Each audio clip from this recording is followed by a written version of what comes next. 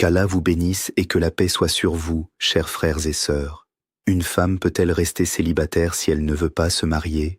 Voilà une question qui touche le cœur de beaucoup de nos sœurs aujourd'hui, une question qui mérite une réponse claire, posée avec sagesse et surtout ancrée dans ce que nous enseignent le Coran et la Sunna authentique de notre prophète, que la paix et les bénédictions d'Allah soient nées sur lui. Je vois dans cette assemblée des visages de musulmans, mais je sais aussi qu'il y a parmi vous des chrétiens et des personnes d'autres horizons qui cherchent à comprendre l'islam de plus près et je leur souhaite la bienvenue avec tout mon cœur, car la vérité n'a pas de porte fermée pour celui qui la cherche sincèrement. Alors, répondons directement. Oui, une femme peut rester célibataire si elle ne trouve personne qui lui convienne, si les circonstances de sa vie ne lui permettent pas de se marier, ou même si elle traverse une période où elle n'y aspire pas encore. Le mariage n'est pas une obligation légale absolue qui s'impose à chaque individu comme la prière ou le jeûne du Ramadan.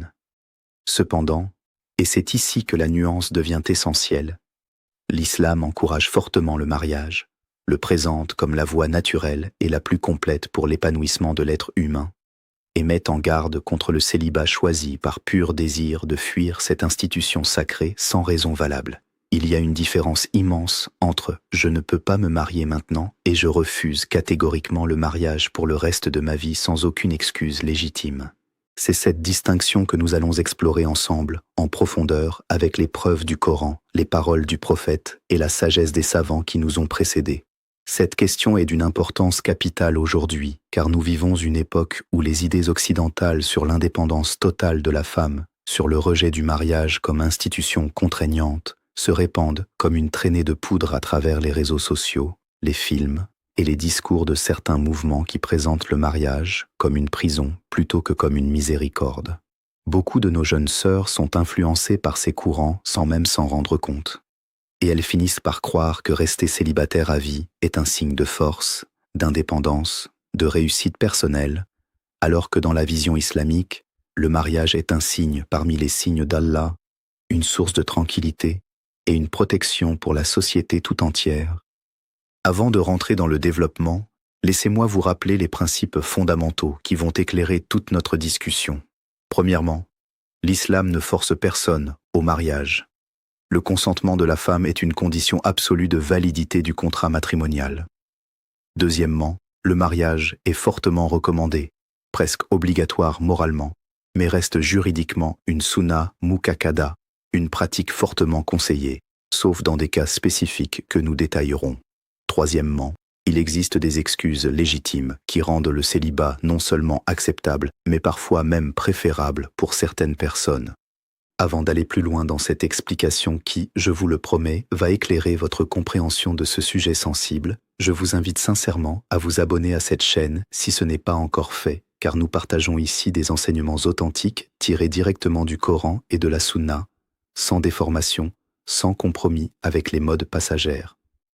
Mettez également un like à cette vidéo, cela nous aide énormément à faire connaître ces enseignements à davantage de personnes qui en ont besoin et partagez-la avec vos sœurs, vos amis, vos connaissances qui se posent peut-être cette même question en silence, car parfois une seule vidéo peut apaiser un cœur troublé et remettre une âme sur le droit chemin. Entrons maintenant dans le cœur du sujet. Allah, dans son livre sacré, nous dit dans la sourate Ar-Rum, verset 21, « Et parmi ces signes, il a créé pour vous, de vous-même, des épouses pour que vous viviez en tranquillité avec elles, et il a mis entre vous de l'affection et de la bonté. Il y a certes là des signes pour des gens qui réfléchissent. Ce verset est une pierre angulaire dans la compréhension islamique du mariage. Allah ne présente pas le mariage comme une simple transaction sociale, une formalité administrative, ou un contrat froid entre deux parties. Non, il le présente comme un signe de sa grandeur, un signe qui, si on y réfléchit profondément, révèle la sagesse divine dans la création de l'être humain. L'homme et la femme sont créés l'un pour l'autre, complémentaires, chacun apportant à l'autre ce qui lui manque, chacun trouvant dans l'autre l'apaisement, la tranquillité, le sakan, comme le dit le verset en arabe, ce mot qui évoque le repos de l'âme, la stabilité intérieure, l'endroit où le cœur trouve enfin le calme après l'agitation du monde extérieur. Le prophète, que la paix et les bénédictions d'Allah soient sur lui, a également insisté sur l'importance du mariage à de nombreuses reprises. Dans un hadith rapporté par Al-Bukhari et Muslim, il a dit « Ô jeunes gens, que celui parmi vous qui en a les moyens se marie, car cela baisse davantage le regard et protège davantage les parties intimes.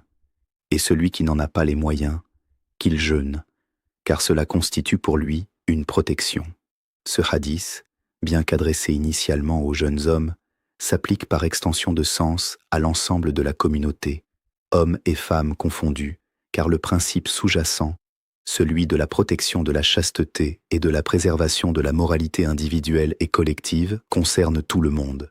Le mariage, dans cette perspective, n'est pas simplement une question de préférence personnelle ou de goût, c'est un mécanisme protecteur, une structure qui canalise les désirs naturels de l'être humain dans un cadre licite, saint et béni par Allah.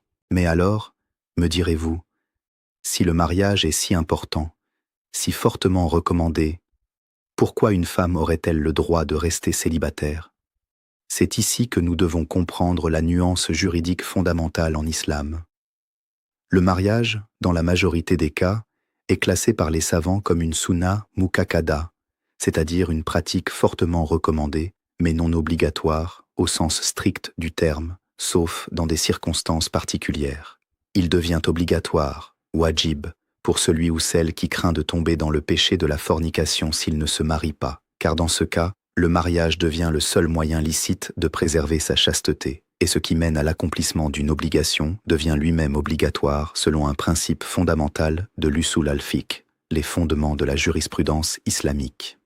En revanche, pour celui ou celle qui n'a pas ce désir pressant, qui ne craint pas de tomber dans l'illicite, le mariage reste fortement recommandé mais n'est pas une obligation absolue qui s'impose sans condition. Il existe également des excuses légitimes, reconnues par les savants, qui peuvent justifier qu'une femme retarde son mariage, ou même y renonce dans certains cas. Parmi ces excuses, nous trouvons l'absence d'un prétendant convenable sur le plan religieux et moral, car Allah et son messager nous ont enseigné l'importance de choisir un conjoint pieux et de bon caractère, et une femme n'est jamais obligée d'accepter un homme qui ne correspond pas à ses critères simplement pour être mariée.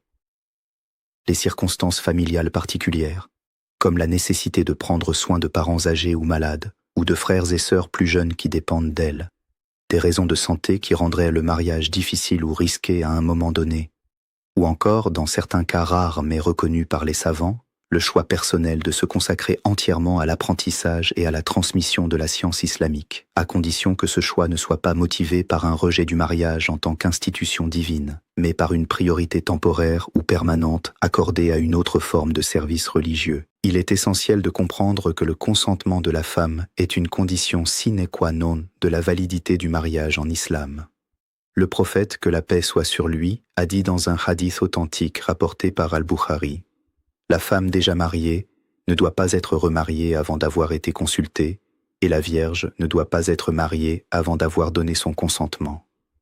Les compagnons ont demandé: Ô messager d'Allah, comment se manifeste son consentement? Il a répondu: par son silence. Ce hadith montre clairement que même dans le cas d'une jeune fille vierge, dont la pudeur naturelle peut l'empêcher d'exprimer verbalement son accord, l'islam reconnaît et protège son droit de refuser un mariage qui ne lui convient pas. Aucun tuteur, aucun père, aucun frère n'a le droit d'imposer un mari à une femme contre sa volonté. Cela a été confirmé par un autre hadith où une jeune femme est venue se plaindre au prophète que son père l'avait mariée sans son consentement, et le prophète lui a donné le choix d'annuler ce mariage, montrant ainsi que le consentement féminin n'est pas une simple formalité, mais un pilier fondamental de la validité du contrat matrimonial en islam. Prenons un exemple concret pour illustrer cela. Imaginez une sœur qui a grandi dans un environnement où les hommes qui la demandent en mariage ne priment pas régulièrement, ne respectent pas les commandements d'Allah ou ont des comportements moralement douteux. Cette sœur a parfaitement le droit de refuser ces propositions et d'attendre, même longtemps, qu'un homme pieux, de bon caractère, respectueux de sa religion, se présente. Ce n'est pas de l'entêtement ou du rejet du mariage, c'est de la sagesse et de la protection de soi-même sur le plan spirituel et émotionnel. Le prophète, que la paix soit sur lui, a dit dans un hadith rapporté par At-Tirmidhi: lorsque vous est présenté en mariage celui dont vous agréez la religion et le caractère, mariez-le, sinon il y aura sur terre discorde et grande corruption. Ce hadith met l'accent sur les critères de choix, la religion et le caractère avant tout, plus important que la richesse, le statut social ou l'apparence physique. D'un autre côté, il faut absolument mettre en garde contre une tendance dangereuse qui se répand parmi certaines de nos sœurs aujourd'hui, le rejet catégorique et idéologique du mariage, non pas par manque de prétendants convenables, mais par adhésion à des idées qui présentent le mariage comme une forme d'oppression, une perte de liberté, un frein à la carrière professionnelle ou à l'épanouissement personnel. Cette vision, empruntée à des courants de pensée étrangers aux valeurs islamiques, contredit directement l'enseignement du Coran et de la Sunna.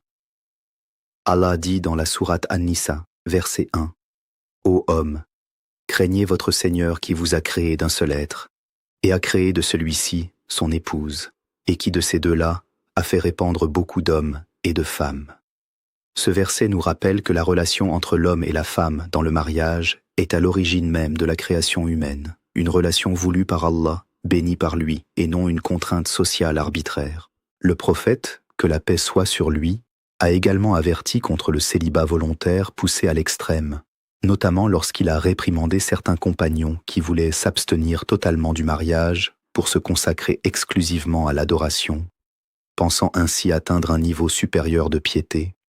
Dans un hadith rapporté par Al-Bukhari et Muslim, 3 hommes sont venus demander aux épouses du prophète des informations sur son adoration, et lorsqu'ils ont appris l'ampleur de ces actes d'adoration, ils se sont dit entre eux, « Où sommes-nous par rapport au prophète alors que ses péchés passés et futurs lui ont été pardonnés ?»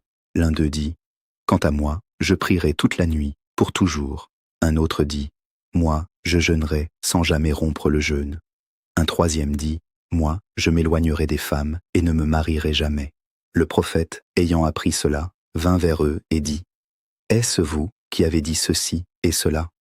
Par Allah, je suis celui d'entre vous qui craint le plus Allah et qui le craint le plus. Cependant je jeûne et je romps le jeûne, je prie et je dors aussi, et je me marie avec les femmes. Quiconque se détourne de ma sunna n'est pas des miens. » Ce hadith est d'une importance capitale, car il montre que le rejet du mariage, sous prétexte de piété ou de dévotion excessive, est en réalité une déviation par rapport à la voie prophétique. Le prophète, que la paix soit sur lui, le modèle parfait pour l'humanité entière, s'est marié, a eu des enfants, a vécu une vie familiale complète tout en étant l'homme le plus pieux et le plus proche d'Allah parmi toute la création. Ceci nous enseigne que le mariage n'est pas un obstacle à la spiritualité, bien au contraire, il peut être un chemin vers une spiritualité plus profonde, plus équilibrée, plus ancrée dans la réalité de la vie humaine. Permettez-moi maintenant d'aborder un point que beaucoup ignorent, la différence entre le célibat temporaire par nécessité et le célibat permanent par choix idéologique.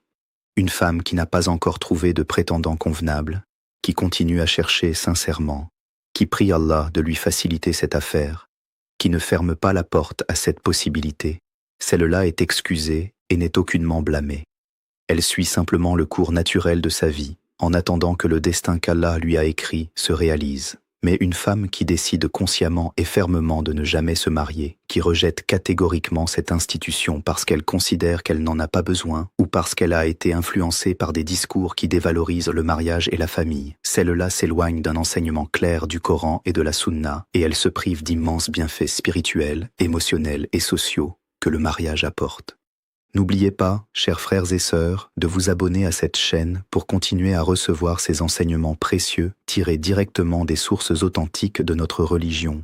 Aimez cette vidéo si elle vous a été bénéfique et surtout, partagez-la, car la connaissance que l'on transmet est une aumône continue dont la récompense ne cesse jamais, même après notre mort, comme nous l'enseigne le hadith authentique sur les 3 choses qui continuent à bénéficier aux défunts, une aumône continue, une science bénéfique ou un enfant pieux qui invoque pour lui. Approfondissons maintenant davantage ce sujet avec des preuves supplémentaires et des exemples pratiques.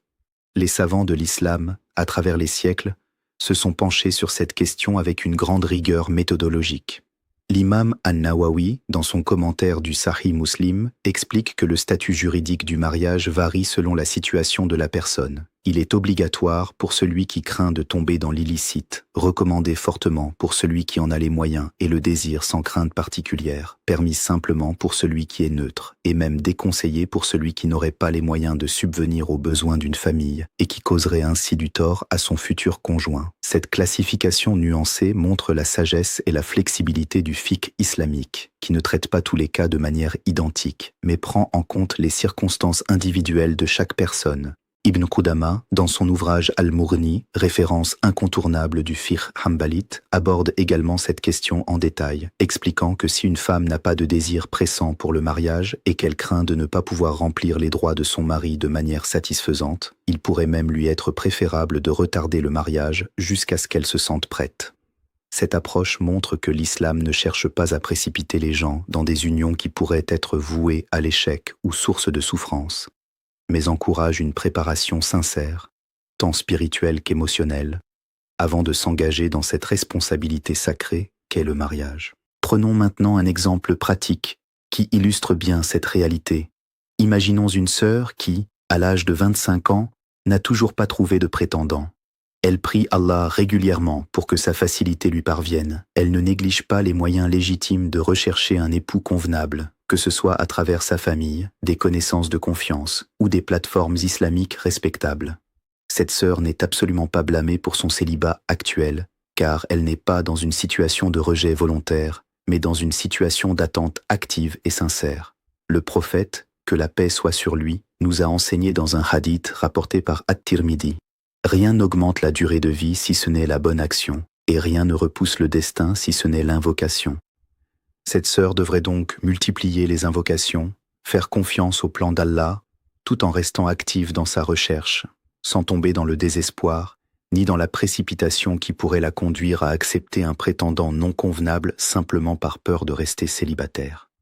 À l'inverse, prenons l'exemple d'une autre sœur qui a de nombreuses propositions de mariage de la part d'hommes pieux et de bon caractère, mais qui les refuse systématiquement parce qu'elle a intériorisé l'idée que le mariage limiterait sa liberté, l'empêcherait de poursuivre ses ambitions professionnelles, ou la transformerait en une personne soumise, selon la vision déformée que certains discours modernes véhiculent sur le mariage islamique. Cette sœur, malheureusement, s'éloigne de la sagesse divine contenue dans le Coran et la Sunna, car elle base son rejet du mariage non pas sur une excuse légitime reconnue par la charia, mais sur une conception erronée de ce qu'est réellement le mariage en islam.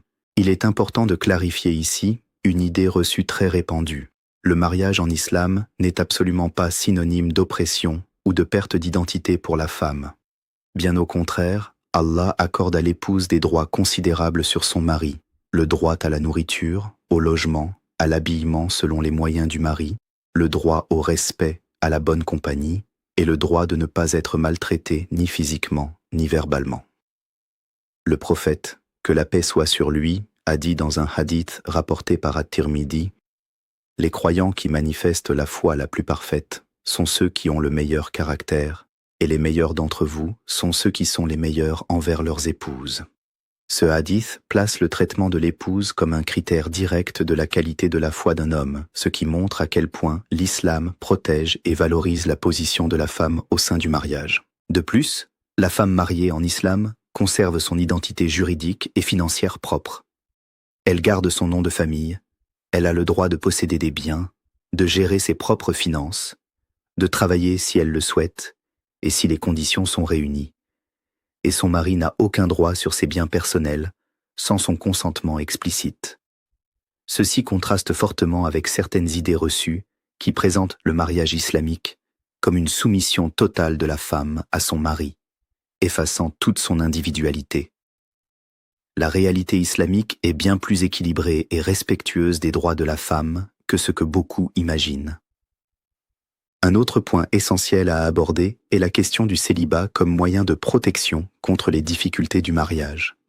Certaines sœurs, ayant vu ou vécu des exemples de mariages difficiles, des divorces douloureux ou des relations conjugales tendues, développent une peur profonde du mariage et préfèrent l'éviter complètement pour se protéger. Bien que cette peur soit compréhensible sur le plan humain, elle ne doit pas devenir une raison définitive de fuir le mariage à vie. Allah, dans sa sagesse infinie, a placé des difficultés dans toute entreprise humaine, y compris dans le mariage, mais il a également placé d'immenses récompenses pour ceux qui persévèrent avec patience et bonne foi. Le Coran nous dit dans la sourate Al-Baqarah, verset 216, « Peut-être détestez-vous une chose alors qu'elle est un bien pour vous, et peut-être aimez-vous une chose alors qu'elle est un mal pour vous. Allah sait, alors que vous ne savez pas. » Ce principe s'applique parfaitement au mariage. Ce qui semble à première vue difficile ou risqué peut en réalité contenir d'immenses bienfaits, tandis que ce qui semble confortable, comme le célibat perpétuel, pourrait priver la personne de bénédictions qu'elle ne soupçonne même pas. Il faut également aborder la dimension sociale et communautaire de cette question. Le mariage n'est pas seulement une affaire individuelle entre deux personnes, c'est un pilier fondamental de la stabilité de la société musulmane dans son ensemble. Lorsque les mariages se raréfient, lorsque de plus en plus d'hommes et de femmes choisissent le célibat perpétuel, les conséquences se répercutent sur toute la communauté. Diminution de la natalité au sein de la Oumma, augmentation de l'isolement social, affaiblissement des structures familiales qui sont censées transmettre les valeurs islamiques aux générations futures, et exposition accrue aux tentations et aux péchés que le mariage aurait pu prévenir. C'est pourquoi l'islam encourage si fortement cette institution, non pas par simple tradition culturelle, mais parce qu'elle sert des objectifs supérieurs de préservation de la moralité, de la stabilité sociale et de la continuité de la communauté des croyants. Cela dit, il est absolument crucial de rappeler encore une fois que rien de tout cela ne justifie de forcer une femme à se marier contre sa volonté, ou de la marier avec un homme qu'elle n'a pas choisi librement. L'islam est une religion d'équilibre, et cet équilibre se manifeste ici parfaitement. Encourager fortement le mariage tout en respectant totalement le libre arbitre et le consentement de la femme. Ces deux principes ne sont pas contradictoires, ils se complètent. Une sœur qui comprend la sagesse et les bienfaits du mariage islamique, qui n'est pas influencée par des idéologies étrangères à sa religion, mais qui n'a simplement pas encore trouvé le bon prétendant, n'est en rien blâmable et doit être traitée avec compassion et compréhension par sa famille et sa communauté, sans pression injustifiée ni jugement hâtif. Permettez-moi d'aborder un dernier point pratique avant de conclure. Que doit faire une sœur qui se trouve dans cette situation de célibat prolongé, qu'elle souhaite se marier mais n'a pas encore trouvé l'homme convenable? Premièrement, elle doit multiplier ses invocations, notamment celles-ci rapportées dans plusieurs sources authentiques, où l'on demande à Allah de faciliter ce qui est bon pour soi dans cette vie et dans l'au-delà. Deuxièmement, elle doit être active dans sa recherche, en impliquant sa famille, ses proches de confiance, en participant à des rencontres organisées de manière islamiquement correcte, en utilisant les moyens licites disponibles à notre époque. Troisièmement, elle ne doit jamais désespérer de la miséricorde d'Allah, car le Coran nous dit dans la sourate Az-Zumar, verset 53, « Ne désespérez pas de la miséricorde d'Allah. Certes, Allah pardonne tous les péchés, car c'est lui le pardonneur, le très miséricordieux. Si Allah pardonne tous les péchés à celui qui se repent sincèrement, à plus forte raison, il facilitera les affaires de celui qui le sollicite avec sincérité et patience. » Arrivons maintenant à la conclusion de cette explication approfondie. Nous avons vu qu'une femme peut effectivement rester célibataire si elle n'a pas trouvé de prétendant convenable sur le plan religieux et moral, si des circonstances familiales ou personnelles légitimes l'en empêchent temporairement, ou si elle traverse une période de sa vie où le mariage n'est pas encore d'actualité pour des raisons acceptables. Le consentement de la femme est un pilier fondamental et incontournable de la validité du mariage en islam, et aucune contrainte ne peut lui être imposée dans ce domaine. Cependant, nous avons également établi avec clarté que le célibat perpétuel choisi par idéologie, par rejet catégorique du mariage en tant qu'institution divine, ou par influence de courants de pensée étrangers aux valeurs islamiques, s'oppose directement à l'enseignement clair du Coran et de la Sunna. Le mariage est présenté par Allah comme un signe de sa sagesse, une source de tranquillité et d'affection, et le prophète, que la paix soit sur lui, nous a montré par son propre exemple que la vie conjugale et la piété la plus élevée ne sont pas contradictoires, mais complémentaires. La leçon essentielle à retenir de tout ceci, chers frères et sœurs, est celle de l'équilibre. L'islam ne force personne, mais guide chacun vers ce qui est le meilleur pour lui dans cette vie et dans l'au-delà. Le mariage, loin d'être une contrainte oppressive, est une miséricorde qu'Allah a placée entre les êtres humains pour qu'ils trouvent de la paix, l'affection et la stabilité. Que vous soyez une sœur qui attend patiemment le bon moment ou une sœur qui hésite face à des idées reçues sur le mariage, je vous encourage à revenir aux sources authentiques, à consulter des savants dignes de confiance et à ne jamais laisser les courants de pensée passagers du monde moderne éclipser la sagesse éternelle du Coran et de la Sunna. Je termine cette explication avec une exhortation forte tirée de la parole d'Allah dans la sourate At-Talaq, verset 3. Et quiconque place sa confiance en Allah, il lui suffit. Allah atteint son but. Allah a assigné une mesure à chaque chose. Faisons confiance à Allah dans nos affaires, y compris dans celles du mariage. Ne laissons ni la peur, ni les idéologies étrangères, ni le désespoir guider nos décisions, mais laissons plutôt la foi, la patience et la confiance en la sagesse divine éclairer notre chemin. Avant de nous quitter, je vous rappelle une dernière fois de vous abonner à cette chaîne pour ne manquer aucun de nos prochains enseignements, de mettre un like à cette vidéo si elle vous a été bénéfique, de la partager avec ceux qui en ont besoin, et surtout, écrivez Allah Akbar dans les commentaires pour que nous sachions que ce message vous a touché et qu'il a atteint votre cœur. Qu'Allah nous guide tous vers ce qui est le meilleur pour nous, qu'il facilite le mariage à celles et ceux qui le cherchent sincèrement, et qu'il nous préserve tous des idées qui nous éloignent de sa sagesse. Qu'Allah vous bénisse et que la paix soit sur vous.